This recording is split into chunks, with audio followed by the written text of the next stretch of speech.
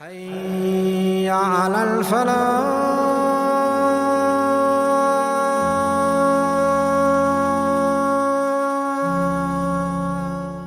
محترم سامعین کرام اور محترم ناظرین، السلام علیکم ورحمۃ اللہ وبرکاتہ۔ الحمدللہ خلفائے راشدین سیریز کا 10واں پروگرام مکمل ہونے کے بعد آج 11واں پروگرام ہم شروع کرنے جا رہے ہیں۔ 10 پروگرام میں ہم لوگ فتوحات شام اور فتوحات عراق ڈسکس کر چکے تھے۔ فتوحات عراق میں مدین تک ہم فتح کر چکے تھے۔ اب اس کے بعد کیا ہوا کہ ایرانی حضرات مدین چھوڑ کر کے بھاگ گئے جلولہ۔ جلولہ میں جا کر کے ان لوگوں کے سامنے اب 2 ہی راستے تھے، یا تو اپنے اپنے حساب سے اپنے اپنے ایریا میں چلے جائیں، لیکن جانے کے بعد ایک پرابلم تھا کہ پھر دوبارہ یونائٹ نہیں ہو پائیں گے۔ تو ان لوگوں نے مشورہ کیا کہ جدا ہونے سے پہلے ایک مرتبہ اور تقدیر آزما لیتے ہیں اور دیکھتے ہیں کہ کیا رزلٹ نکلتا ہے۔ لہذا ان لوگوں کا اتفاق ہوا کہ ایک مرتبہ اور تقدیر آزمائی جائے۔ لہذا جلولہ میں ان لوگوں نے ایک بڑی فوج تیار کی اور خندق کھود کر کے محاصرہ کر لیا گیا، اور پھر خندق کھودنے کے بعد کانٹوں کے باڑ بھی لگا لیے۔ لہذا بالکل محفوظ اپنے آپ کو کر لیے اور جنگ کی تیاری کی۔ اور مہران رازی کو سپہ سالاری دی گئی، اور یزدگر جو تھا وہ حلوان میں تھا۔ یزدگر وہ حلوان سے بھی فوج کی مدد بھیجی، تو ایک بہت بڑی تعداد یہاں پہ جمع ہو گئی۔ حضرت سعد بن ابی وقاص رضی اللہ تعالیٰ عنہ مدین میں مقیم تھے۔ انہیں جب اطلاع ملی کہ یہاں پہ فوجی کارروائی ہونے والی ہے، تو انہوں نے حضرت عمر فاروق رضی اللہ تعالیٰ عنہ کو لیٹر لکھی کہ اس طرح کی صورتحال ہے، آپ مشورہ دیجئے کہ کیا کریں۔ حضرت عمر فاروق رضی اللہ تعالیٰ عنہ نے کہا کہ ایک فوج تیار کرو جس کی سپہ سالاری وہ ہاشم بن عتبہ کو بناؤ، اور ان کو ایک فوج دے کر کے روانہ کرو۔ تو ان کو 12,000 کی فوج دی گئی۔ 16 ہجری میں یہ مدین سے جلولہ کی طرف روانہ ہوئے اور مختصر 4 دن میں جلولہ پہنچ گئے۔ لیکن پہنچنے کے بعد دیکھے کہ چاروں طرف کانٹوں کی باڑ ہے، پھر آگے خندق ہے، تو لہذا گھیراؤ کر کے رکنا پڑا۔ اب یہاں سے ایرانی لوگ وقتاً فوقتاً نکلتے تھے، آ کر کے 2 ہاتھ کرتے تھے اور پھر اندر چلے جاتے تھے۔ تقریباً کئی مہینے تک ایسا چلتا رہا۔ اب اس کا رزلٹ دونوں طرف ہوتا، کبھی یہ جیتتے تھے، کبھی وہ جیتتے تھے، کبھی یہ جیتتے تھے، وہ جیتتے تھے۔ مسلمان بالآخر پریشان ہو کر کے ایک منصوبہ بنائے کہ اب ڈو اینڈ ڈائی کر دینا ہے۔ لہذا بہت زبردست حملہ کیے اور خندق کو پار کر گئے۔ اب پار کر کے اندر گھس گئے تو وہاں پہ جلولہ میں بھی تقریباً 1.5 لاکھ کے قریب فوجیں تھیں۔ تو گھمسان کا رن پڑا، تلواریں سے ٹکرائی، اور رات میں بھی لڑائی ہوتی رہی، دن میں رات میں، یہاں تک کہ لیلۃ الحریر کی یاد تازہ ہو گئی، قادسیہ کی ایک رات تھی۔ بالآخر ایرانی لوگ ڈٹ کے مقابلہ کیے، لیکن مسلمان لوگ اس سے زیادہ عزم مصمم کے ساتھ میدان میں ڈٹے رہے، یہاں تک کہ ایرانیوں کے قدم اکھڑ گئے۔ پھر وہ لوگ میدان چھوڑ کے بھاگے تو ہاشم بن عتبہ نے قعقاع بن معبد کو بولے کہ ایک دستہ لے کر کے ان کا پیچھا کرو۔ وہ پیچھا کرتے گئے، یہاں تک کہ بہت دور تو پیچھا کرتے چلے گئے اور ان کو کاٹتے چلے گئے، یہاں تک کہ پورا جلولہ صاف ہو گیا۔ اب یزدگر کو پتا چلا کہ جلولہ ہم ہار گئے ہیں، تو وہ حلوان چھوڑ کر کے بھاگ کے چلا گیا ہے۔ تو قعقاع بن معبد رضی اللہ تعالیٰ عنہ کو جیسی اطلاع ملی کہ یزدگر حلوان بھی خالی کر دیا ہے، تو لگے ہاتھوں وہ ان کو بھی فتح کر لیے۔ تو اس طرح سے حلوان بھی فتح ہو گیا، جلولہ بھی فتح ہو گیا، اور اس کے بعد مسلمانوں کے قبضے میں یہ ایریا بھی آ گیا۔ حضرت سعد بن ابی وقاص رضی اللہ تعالیٰ عنہ کو بہت خوشی ہوئی، تو مال غنیمت تقریباً 3 کروڑ کے بقدر حاصل ہے۔ تو اس کا 5واں حصہ مدینہ بھیجے۔ مدینہ جو بھیجے تو اپنے ایک کاتب کو بھیجی جن کا نام زیاد تھا۔ یہ پہنچے ہیں مدینہ، حضرت عمر فاروق رضی اللہ تعالیٰ عنہ سے ملاقات کیے ہیں اور ان کو پورے رودات سنائے ہیں۔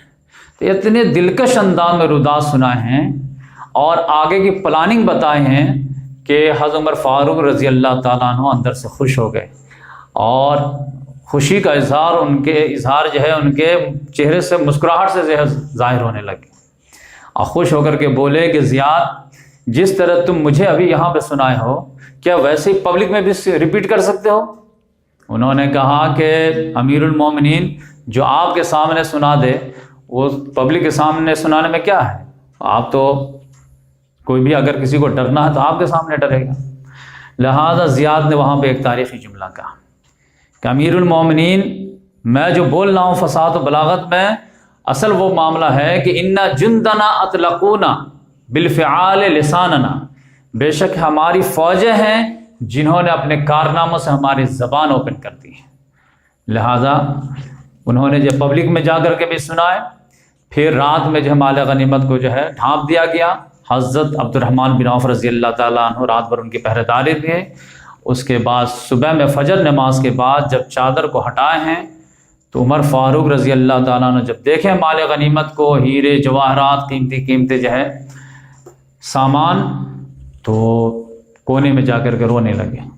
عبد الرحمن بن عوف رضی اللہ تعالیٰ نے پوچھا کہ امیر المومنین یہ خوشی کا موقع ہے، آپ رو کیوں رہے؟ انہوں نے کہا کہ جب مال و دولت آتی ہے تو تنہا نہیں آتی، مال و دولت کے ساتھ رشک و حسد بھی آتا ہے، اور رشک و حسد جس قوم میں آ جائے تو پھر جو ہے قوم کا دبدبہ ختم ہو جاتی ہے۔ تو اس لحاظ سے جو ہے یہ مختصر سی تاریخ تھی جلولہ الحلوان کی۔ اب اس کے بعد مسلمانوں کا اگلا ٹارگٹ جو تھا وہ تکرید تھا۔ وہ کیسے فتح ہوا وہ انشاءاللہ اب تکرید کے فتح کے بارے میں کیا معاملہ ہوا اس کے گفتگو کرتے ہیں۔ جلولہ سے ہارنے کے بعد جو ہے حضرت سعد بن ابی وقاص رضی اللہ تعالیٰ عنہ تھوڑا سا ریلیکس فیل کرنے لگے کہ اب چلو یہ فتنہ دب گیا ہے، لیکن کچھ روز کے بعد انہیں اطلاع ملی کہ موصل اور جو ہے نینوا کے لوگ جو ہے وہ فوج جمع کر رہے ہیں، وہاں کے عیسائی لوگ بھی، وہاں کے رومی لوگ بھی۔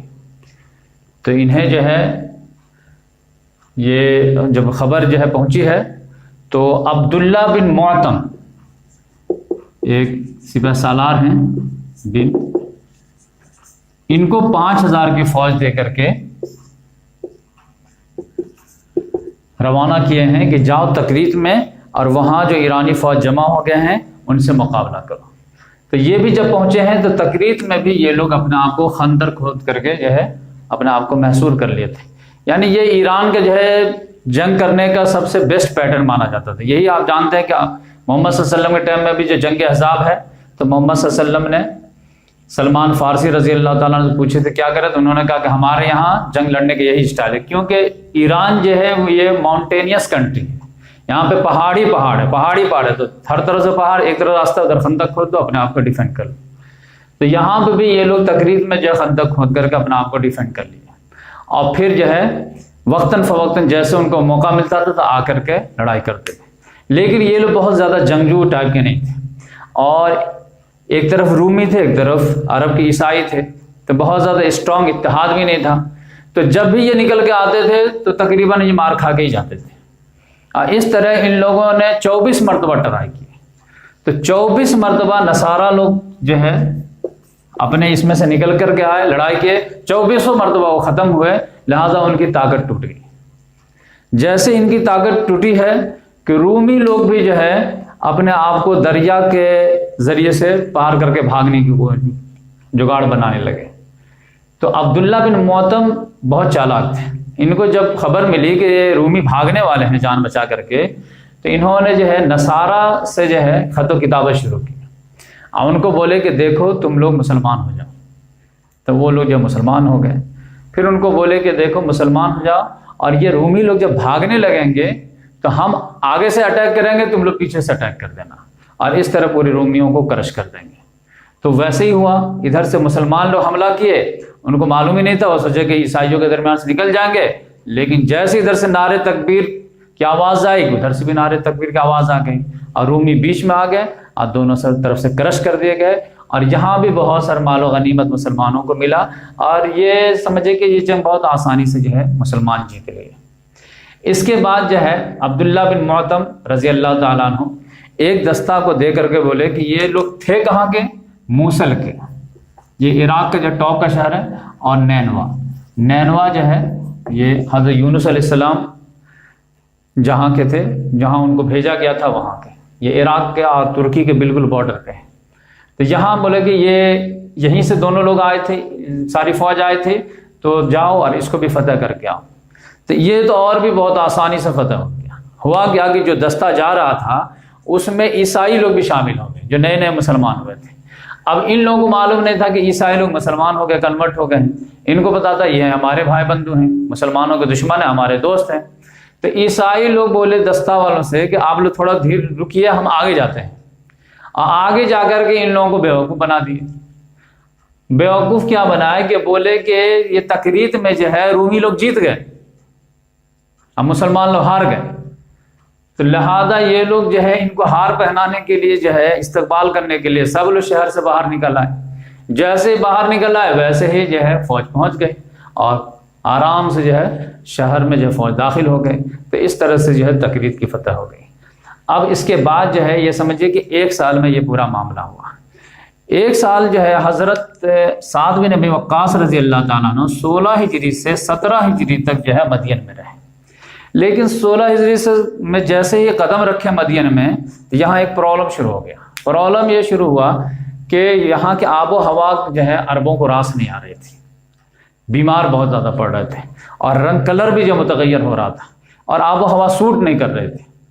تو لہذا جو ہے انہوں نے پھر حضرت عمر فاروق رضی اللہ تعالیٰ عنہ کو لیٹر لکھے کہ صورتحال یہ ہے، تو آپ مشورہ دیجیے کیا کریں، یہاں پر جو ہے فوجی بیمار پڑ جا رہے ہیں۔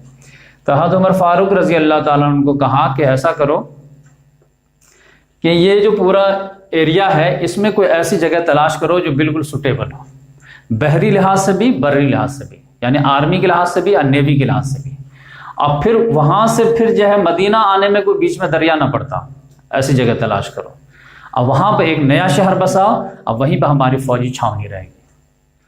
تو انہوں نے جو ہے سلمان فارسی رضی اللہ تعالیٰ عنہ اور حضرت حذیفہ رضی اللہ تعالیٰ عنہ کی یہ ڈیوٹی دیے کہ یہ پورے ایریا میں مناسب جگہ آپ تلاش کیجیے جہاں پہ ہم ایک نیا شہر بسائیں گے، اور وہاں پہ وہ مسلمانوں کی فوجی چھاونی کے حساب سے رہے گی۔ تو وہ جو ہے تلاشتے تلاشتے جو ہے آج جو کوفہ ہے وہاں پہ ان کو ریتیلی زمین وغیرہ ملی، اور بیچ میں جو ہے پھر مدینہ، اس کے بیچ میں کوئی دریا وغیرہ بھی نہیں تھا۔ اب فوجی چھاونی آرمی کے لحاظ سے بھی نیوی کے لحاظ سے بھی بہت سوٹیبل تھا، کیونکہ صرف 1.5 کلومیٹر کے فاصلے پر جو ہے یہ فرات دریا تھا، تو اس لحاظ سے جو ہے بری لحاظ سے بھی بحری لحاظ سے بھی سوٹیبل تھا۔ تو یہیں پر جو ہے شہر بنانے کا جو ہے عزم ہوا۔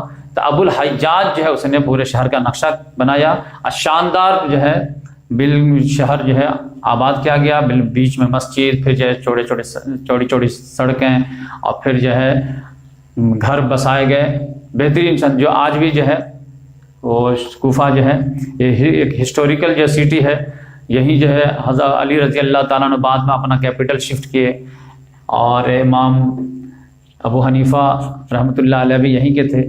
تو اس لحاظ سے جو ہے کوفہ شہر جو ہے یہ حضرت عمر فاروق رضی اللہ تعالیٰ عنہ کے کارنامے میں سے ایک کارنامہ ہے کہ انہوں نے شہر بسائے، اور اس سے پہلے 2 سال پہلے بصرہ شہر بسا چکے تھے۔ اب وہ تو بالکل جو ہے یہ بارڈر پہ تھا، تو بصرہ اور کوفہ، اور ایک شہر جو ہے وہ مصر میں بسائے تھے، اس کا نام تھا فسطاط، یہ بعد میں ہم دیکھیں گے۔ تو 3 شہر جو ہے حضرت عمر فاروق رضی اللہ تعالیٰ عنہ اپنے دور خلافت میں جو ہے بسائے، جو آج بھی جو ہے وہ شہر قائم و دائم ہے۔ اب اس کے بعد کیا ہوا وہ انشاءاللہ ہم جو ہے اب تکریت کی فتح کے بعد ایک بہت نازک مرحلہ آ گیا تھا مسلمانوں کے لیے۔ وہ ہوا کیا کہ صحابہ کرام میں سے ایک صحابی تھے جن کا نام تھا علا بن حضرمی،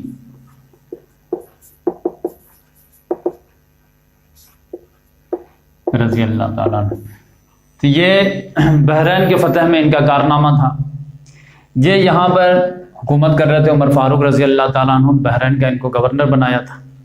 جب انہوں نے دیکھا کہ مدین میں بیٹھ کر کے اور پھر بعد میں کوفہ میں بیٹھ کر کے سعد بن ابی وقاص رضی اللہ تعالیٰ عنہ ایک پر ایک مارکا سر کیے چلے جا رہے ہیں، اور بہادری کے نقوش جو ہے تاریخ میں ثبت کیے چلے جا رہے ہیں، تو ان کو بھی جوش آ گیا۔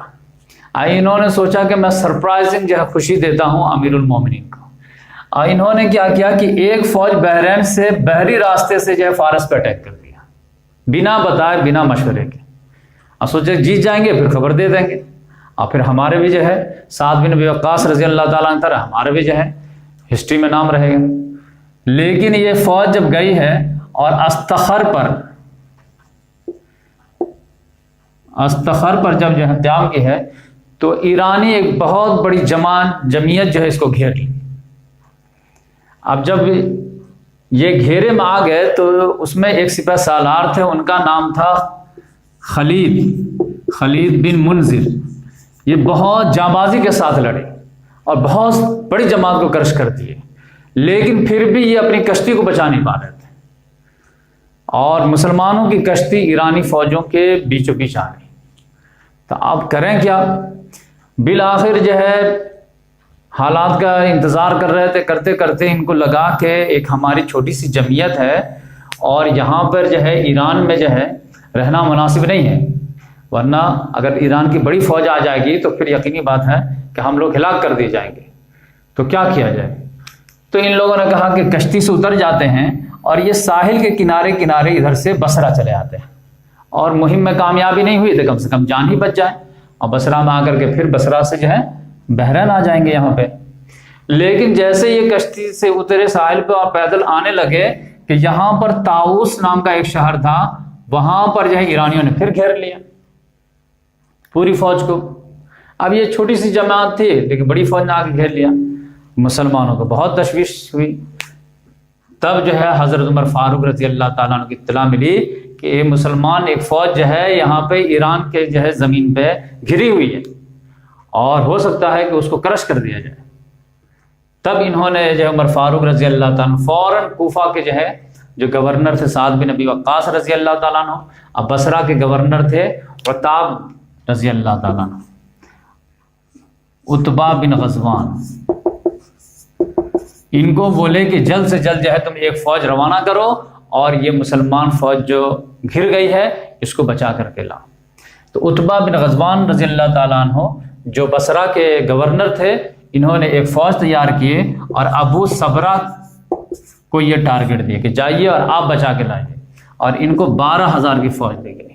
تو یہ پھر گئے ہیں اور پھر یہ ان لوگوں پہ اٹیک کر کے طاؤس میں مسلمان فوج کو کسی طرح بچا کر کے پھر بصرہ لے آئے ہیں، اور پھر بصرہ سے یہ فوج بحرین آ گئی۔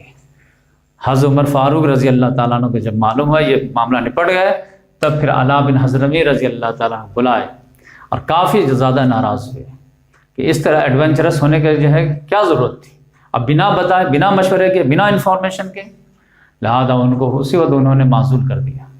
اب معزول کرنے کے بعد بولے اب جائیے کوفہ میں جا کر کے سعد بن وقاص کی ماتحتی میں رہیے۔ تو یہ جو ہے ایک واقعہ پیش آیا تھا جو میں سوچا کہ آپ کو جو ہے شیئر کر دیتا ہوں۔ اس کے بعد اہواز کیسے فتح ہوا، یہ اب ہم لوگ جو ہے اہواز کیسے فتح ہوا اس کے بارے میں ڈسکس کرتے ہیں۔ اہواز میں جو ہے ایک سپہ سالار تھا ہرمزان، یہ یہاں پر رہ رہا تھا، بار بار جو ہے مسلمانوں پر حملہ کرتا رہتا تھا اور چین سے نہیں بیٹھتا تھا، لہذا بصرہ کے جو گورنر تھے عتبہ بن غزوان، انہوں نے مشورہ کیا سعد بن ابی وقاص رضی اللہ اور حضرت عمر فاروق رضی اللہ تعالیٰ عنہ کو اطلاع دے کر کے ہرمزان جہاں تھا اہواز میں، وہاں پہ جا کر کے اٹیک کر دی۔ تو یہ جو ہے ڈر گیا اور کہا کہ بھائی ہم صلح کرنے کے لیے تیار ہیں، یہ ایریا ہم دے دیتے ہیں، آپ اس پہ لے لیجئے اور فلاں فلاں ایریا پہ ہمیں جو ہے رہنے دیجئے، تو صلح کر لیجئے۔ تو عتبہ بن غزوان رضی اللہ تعالیٰ عنہ اہواز کو صلحاً فتح کر لیے، اب اس کے بعد رہنے لگے۔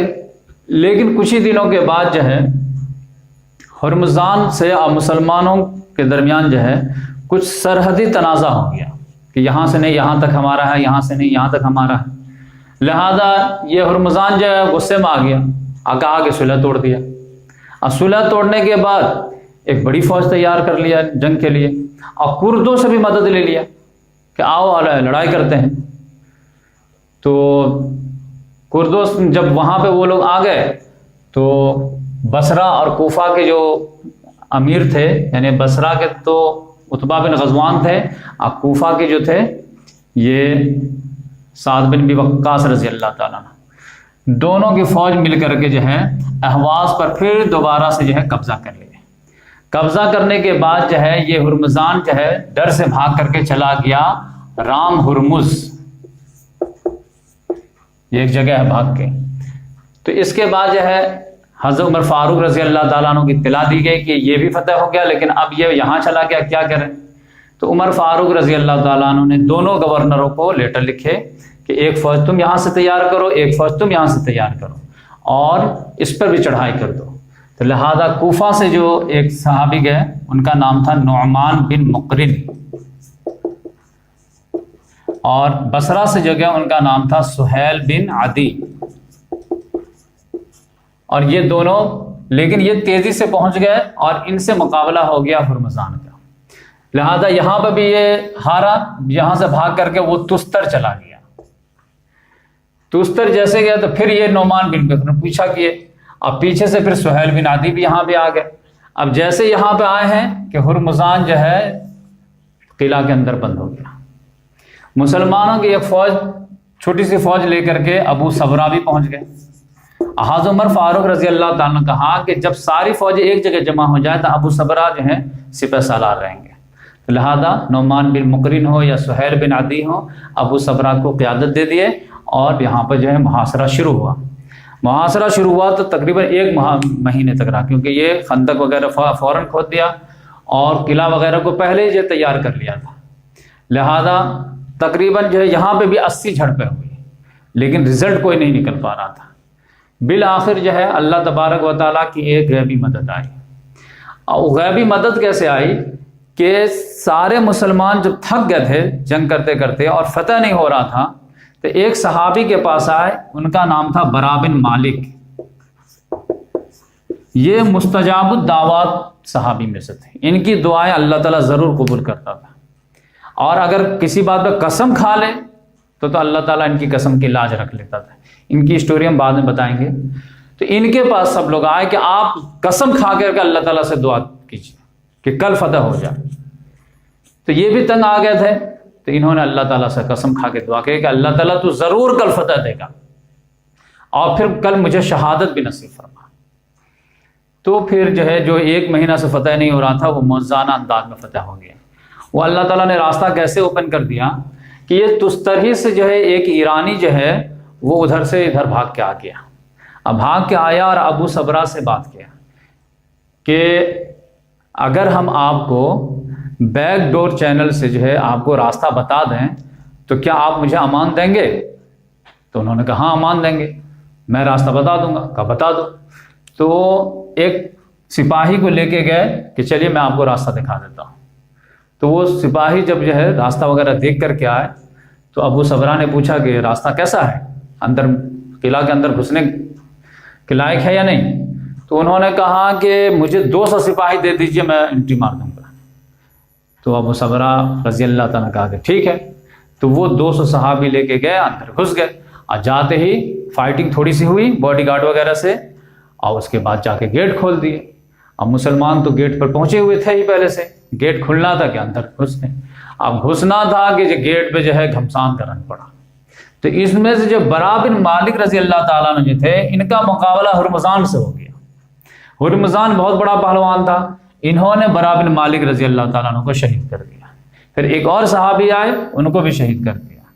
لیکن مسلمان جب پوری فوج آئی تو یہ چونکہ فرنٹ سے لڑائی کرتے تھے، آگے آگے تھے، تو یہ شہید ہو گئے۔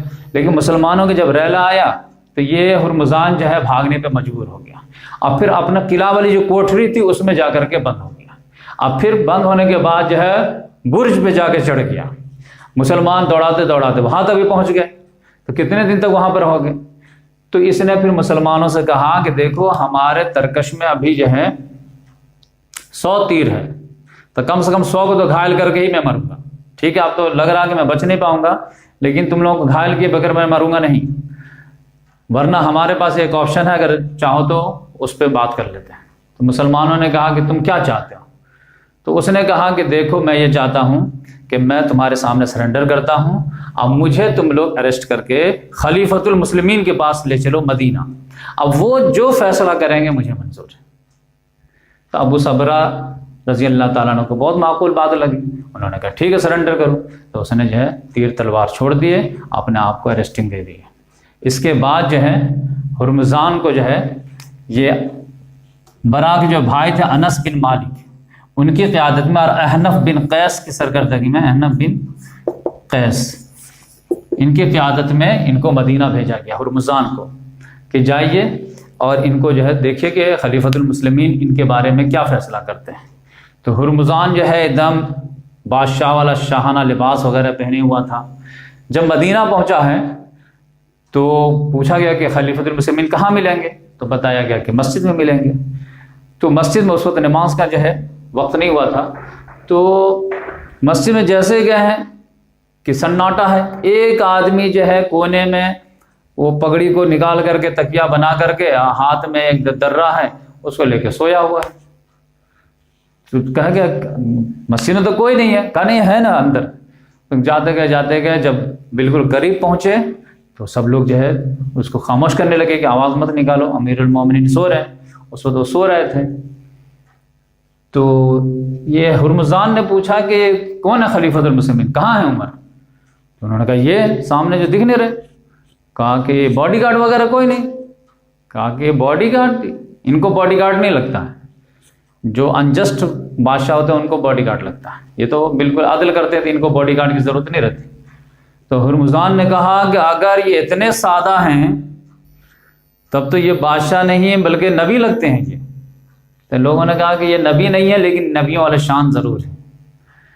تو اتنی باتیں ہو رہی تھی کہ حضرت عمر فاروق رضی اللہ تعالیٰ عنہ کی آنکھ کھل گئی. انہوں نے دیکھا زرق برق لباس, تو فوراً ان کے منہ سے نکلا کہ میں آتش دوزخ سے اللہ کی پناہ چاہتا ہوں. پھر لوگوں نے بتایا کہ یہ ہرمزان ہے اور یہ اس طرح کا معاملہ ہوا ہے, تو آپ کے اوپر ہے, تو آپ ان کے بارے میں فیصلہ سنا دیجیے. تو حضرت عمر فاروق رضی اللہ تعالیٰ کا کہ پہلے تو ان کا جو ہے یہ شاہانہ لباس اتروا, نارمل لباس میں لے گیا. تو اس کو جو ہے نارمل لباس میں لایا گیا. اتنے میں اطلاع دے دی گئی کہ اسی نے جو ہے برا بن مالک کو شہید کر دیا. تب تو حضرت عمر فاروق رضی اللہ تعالیٰ عنہ کا جو تیور جو ہے غصے سے جو ہے پارا ایک دم گرم ہو گیا, کیونکہ یہ بہت لاڈلے صحابی تھے. محمد صلی اللہ علیہ وسلم کے بھی صحابہ کرام میں بھی تھے. ان کا کھونا جو ہے بہت غمگین تھا. بولے کہ بس اس کو کپڑا بدل لا, ہم اس کو قتل کر دیتے ہیں. لیکن حضرت عمر فاروق رضی اللہ تعالیٰ عنہ کو ایک بات جو ہے بار بار ستا رہی تھی کہ یہ ایرانی لوگ بار بار صلح کر کے بغاوت کیوں کرتے ہیں, بار بار کیوں باغی ہو جاتے ہیں. تو وہ اپنے طرف بھی جو جھانک کے دیکھنا چاہتے تھے کہ کیا ہمارے گورنر مسلمان لوگ ان لوگوں پہ زیادتی تو نہیں کرتے ہیں جس کی وجہ سے وہ تنگ آ کر کے بغاوت کر جاتے ہوں. تو بار بار وفد بلا کر کے بھی پوچھتے تھے, لیکن وہ لوگ کہتے تھے نہیں, ان کے بادشاہ ان کو ورگلا دیتے ہیں, فلاں ورگلا دیتے ہیں, ہم لوگ تو ان کے ساتھ اچھا ہی سلوک کرتے ہیں. تو ٹھیک ہے مان لیتے تھے. اب یہاں سے ہرمزان سے بھی وہ پوچھنا چاہتے تھے کہ بھائی تو جو احواز میں بغاوت کیا تھا صلح ہونے کے بعد, تو اس کا ریزن کیا تھا, ہمارے گورنروں کی غلطی تھی یا تمہاری غلطی تھی؟ تو حضرت عمر فاروق رضی اللہ تعالیٰ عنہ ہرمزان سے بات چیت شروع کیے. تو پہلے نمبر پہ پوچھے کہ دیکھو اللہ تعالیٰ سے جو تم بدعہدی کیے تو اس کا مزہ چکھے, تم سمجھ میں تمہاری سلطنت گئی سب. اس نے کہا کیا گئی, جب نہ اللہ ہمارے ساتھ تھا نہ آپ کے ساتھ تھا تو ہم آپ پہ غالب رہتے تھے. اب اللہ تعالیٰ آپ کے ساتھ ہو گیا تھا, ہم پہ غالب ہو گئے. یعنی آپ کے کوئی کمال نہیں ہے, آپ کے خدا کا کمال ہے. تو حضرت عمر فاروق رضی اللہ عنہ نے کہا کہ اس وقت جو تھا وہ معاملہ یہ تھا کہ ہم لوگ متفرق تھے, تم لوگ یونائٹ رہتے تھے, لہذا تم لوگ غالب ہو جاتے تھے. اچھا اب یہ بتاؤ کہ تم لوگ جو ہے یہاں پر بغاوت کیوں کرتے تھے صلح ہونے کے بعد؟ یعنی یہ جاننا چاہ رہے تھے کہ ہمارے عامل کی طرف سے کوئی غلطی تو نہیں ہوتی تھی. تو اس نے کہا کہ دیکھیں پہلے پانی تو تھوڑا پلا دیجئے پورے اسٹوری سننے سے پہلے, کیونکہ ڈر بہت لگ رہا کہ سب لوگ تلوار لے کے کھڑے ہیں. تو انہوں نے کہا کہ ٹھیک ہے پانی پلاؤ بھائی ان کو. تو پانی جیسے دیا گیا تو پیالہ تھوڑا گندا تھا. تو اس نے کہا یہ گندا پیالہ میں بادشاہ پانی پیے گا؟ تو حضرت عمر فاروق رضی اللہ عنہ نے کہا کہ بھائی اچھا پیالہ دو اور پانی بھی اچھا دو. تو پانی اچھا لایا گیا. اب وہ جیسے اٹھایا تو اس کے ہاتھ کانپنے لگے. تو اس نے کہا کہ جو ہے حضرت عمر فاروق رضی اللہ عنہ نے کہا کہ ہاتھ کیوں کانپ رہے ہیں تمہارے؟ کہا ڈر سے. کیا ڈر ہے؟ ارے پانی پینے سے پہلے کہیں تو آپ نے قتل کر دیجئے, آپ کو وہ کہانی سننے سے پہلے. کہا تم جب تک پانی نہیں پی لیتے اور جب تک تم وہ راز نہیں بتا دیتے تب تک تم کو کوئی ہاتھ نہیں لگائے گا، تم پیو آرام سے ٹینشن فری ہو کے پانی۔ اتنا سننا تھا کہ اس نے جو پانی کا پیالہ الٹ دیا۔ حضرت عمر فاروق رضی اللہ عنہ یہ کیا ہوا، گر گیا کیا؟ کہا نہیں میں پلٹا ہوں۔ کہا کیوں؟ آپ نے وعدہ کیا جب تک پانی نہیں پیو گے تب تک تم قتل نہیں کر سکتے۔ کہا نہیں ایسا کیسے ہوگا، تم نے دھوکہ دیا۔ کہا نہیں آپ نے وعدہ کیا۔ کہا نہیں میں تم کو چھوڑوں گا نہیں، تم ہمارے اتنے لاڈلے صحابی کو قتل کر دے میں تم کو چھوڑوں گا۔ کہا نہیں آپ نے مجھے وعدہ کیا ہے۔ انس بن مالک رضی اللہ تعالیٰ عنہ بھی بیچ میں بول پڑے، جو برا بن مالک کے بھائی تھے۔ انہوں نے کہا کہ امیر المومنین آپ نے وعدہ کیا ہے۔ کہا کیا دلیل ہے؟ کہا آپ نے وعدہ کیا ہے، کیا دلیل ہے؟ دو وعدہ کیا آپ تو ایک بولے ہیں کہ جب تک تم اسٹوری نہیں بتا دو گے تب تک تم کو کچھ نہیں کیا جائے گا، اب پھر بعد میں کہ جب تک پانی نہیں پی لو گے تب تک کچھ نہیں کیا جائے گا۔ لہٰذا حضرت عمر فاروق رضی اللہ تعالیٰ عنہ کسی طرح غصہ کو دبائے، بات تو معقول تھی لیکن انہوں نے کہا کہ تم نے مجھے دھوکہ دیا ہے اور کوئی مسلمان کے علاوہ مجھے کوئی دھوکہ نہیں دے سکتا۔ اب ان کو اس پہ شرمندگی ہو رہی تھی، کوئی مسلمان مجھے بھولا بنا کر کے جو ہے کوئی کام نکال سکتا ہے، کوئی کافر مجھے چکما دے دے ایسا نہیں ہو سکتا۔ لیکن اللہ تعالیٰ نے ان کی لاج رکھ لی، اور وہ لاج کیا رکھ لی کہ جیسے انہوں نے کہا کہ کوئی مسلمان کے علاوہ مجھے دھوکہ نہیں دے سکتا، ویسے ہرمزان نے کہا لا الہ الا اللہ محمد رسول اللہ، کلمہ پڑھ لیا۔ تو پھر حضرت عمر فاروق رضی اللہ تعالیٰ عنہ کو جو وہ شرمندگی ستا رہی تھی وہ چلی گئی کہ چلو تو بہت خوش ہوئے، تو اس کو مدینہ ہی میں رکھ لیے اور 2000 سالانہ وظیفہ ان کا جو ہے لگا دیے۔ اب پھر مزید جو ایران کی فتوحات ہوئی تو اس سے مشورہ بھی لیتے رہے اور یہ مشورہ دیتا رہا اور اس طرح فتوحات ہوئی۔ تو یہ برا بن مالک رضی اللہ تعالیٰ عنہ جو ہے یہ مستجاب الدعوات میں تھے۔ یہ اصل میں ان کا جو ہے ایک واقعہ پیش ہوا تھا کہ ان کی اہلیہ جو تھی کسی عورت سے جو ہے تھوڑی سی لڑائی ہوئی تو ان کو جو ہے منہ پہ مار دی، جبکہ اسلام میں منہ پہ مارنا منع ہے کیونکہ سارے نازک اعضاء جو ہے وہ چہرے پہ ہیں، لیکن انہوں نے غصے میں مار دی، اس کا دانت ٹوٹ گیا۔ تو وہ عورت جو ہے وہ محمد صلی اللہ علیہ وسلم کے پاس آ کے شکایت کر دی کہ برا کی بیوی جو ہے مجھے ماری ہے، دیکھ کے دانت توڑ دی، تب مجھے بدلہ چاہیے۔ تو محمد صلی اللہ علیہ وسلم نے کہا ہاں اگر ایسا معاملہ ہے تو تم کو بدلہ ملے گا۔ تو بدلہ میں کیا ہوگا؟ تو ان کے بھی دانت ٹوٹیں گے، کیونکہ اسلام میں ہے کہ دانت کے بدلے دانت، آنکھ کے بدلے آنکھ۔